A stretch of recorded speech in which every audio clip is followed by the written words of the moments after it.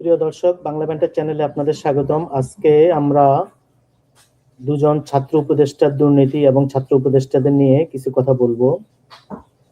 আসিফ মাহমুদ, সজীব ভুঁইয়া এবং মাহফুজ আলম সরকার থেকে এই দুই ছাত্র উপদেষ্টার পদত্যাগের পরে ২০২৪ সালের ছাত্র জনতার গণ অভ্যুত্থানের সমাপ্তি ঘটল। অন্তর্বর্তী সরকার এখন ১/১১ সরকারের মতো সেনা সমর্থিত অধ্যাপক ইউনূসের সরকার। ওনাকে যারা চাকরি দিয়েছে তাদেরকে হটিয়ে দিয়ে অধ্যাপক ইউনূস এখন একাই ১০০। তো ছাত্র জনতার অভ্যুত্থান করে তারা রাজনীতি পাল্টে ফেলবে, সব পরিবর্তন করে ফেলবে। মানুষের এসব স্বপ্ন আর কথাবার্তা এখন হারিয়ে গেছে।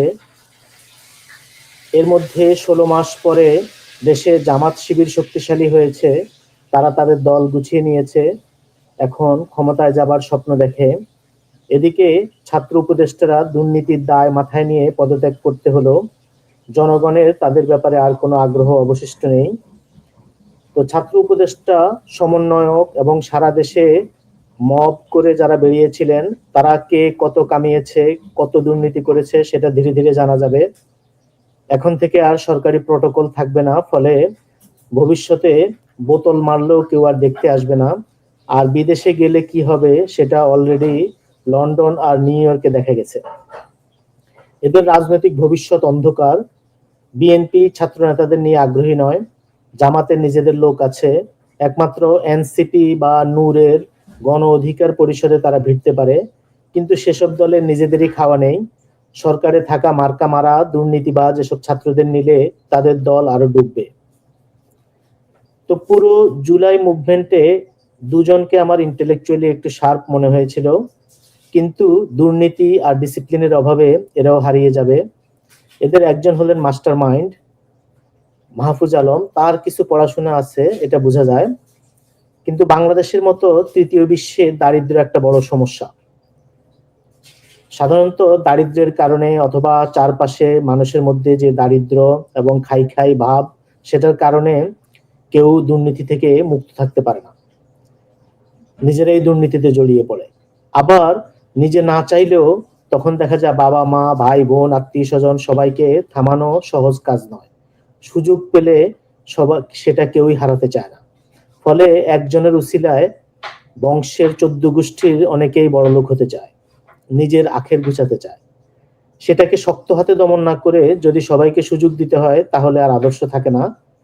তো এখন এই মাহফুজ আলম ১ বছর আগে আর পরে তার চেহারা শুরুতেও এখন দুর্নীতির চাপ এবং ডিসিপ্লিনের অভাব লক্ষণীয়।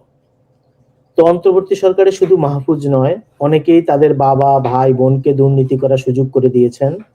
নাহিদ ইসলাম, আসিফ মাহমুদ, সজীব ভুঁইয়ার বাবা ছেলের পরিচয়ে দুর্নীতিতে নেমেছিলেন, সেটা সবাই দেখেছেন।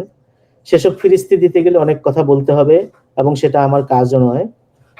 তো মাহফুজের ভাইকে অস্ট্রেলিয়াতে ক্যাব চালনা থেকে সরিয়ে এনে রেড ক্রিসেন্টে বসিয়েছেন এবং দুই ভাইয়ের অনেক দুর্নীতির কথা শোনা গেছে।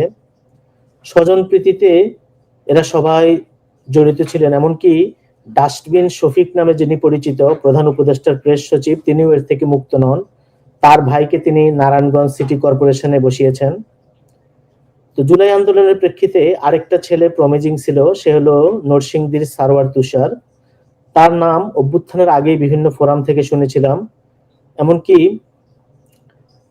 কিন্তু তার দেখা গেল যে নিজের পায়ে দাঁড়ানোর আগেই মাঝের পা দাঁড়িয়ে গেছে। ফলে আমাকে লাগাতে দিবা হয়ে গেছে তার ক্যাচ ফ্রেজ। এখন সোশ্যাল মিডিয়াতে কোনো কথা আসলেই সেখানে কিছু মানুষ বলে লাগাতে দিবা।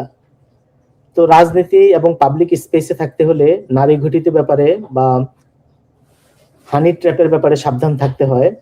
টাকা পয়সার দুর্নীতি করলে মানুষ ভুলে যায় বা তৃতীয় বিশ্বের ক্ষেত্রে সেটা মেনেও নেয়, কিন্তু একবার বিলো দ্য বেল্টে দুর্নীতি করলে সেটা সারা জীবন গন্ধ ছড়াতে থাকে এবং সেসব ফাইট করতে করতে যে পরিমাণ মানসিক খরচ হয় তাতে বুদ্ধিভিত্তিকভাবে শার্প থাকা সম্ভব হয় না এবং পাবলিক লাইফের ইতি টানতে হয়। ফলে এই দুজনের মধ্যে এখনো মাহফুজ আলমের কিছুটা হলেও ভবিষ্যৎ আছে, কিন্তু মাহফুজ তার উপরে যে পরিমাণ হিট নিয়েছে, তাকে অধ্যাপক ইউনূস যেভাবে মাস্টার মাইন্ড হিসেবে পরিচিত করিয়ে মার্ক করিয়ে দিয়েছেন, তাতে তার পক্ষে হয়তো বেশি দিন টিকে থাকা সম্ভব হবে না। তাকেও হয়তো দেখা গেল রাজনীতি থেকে সরে দাঁড়াতে হবে, অথবা সারা জীবন হয়তো পালিয়ে বেড়াতে হবে। Thank you.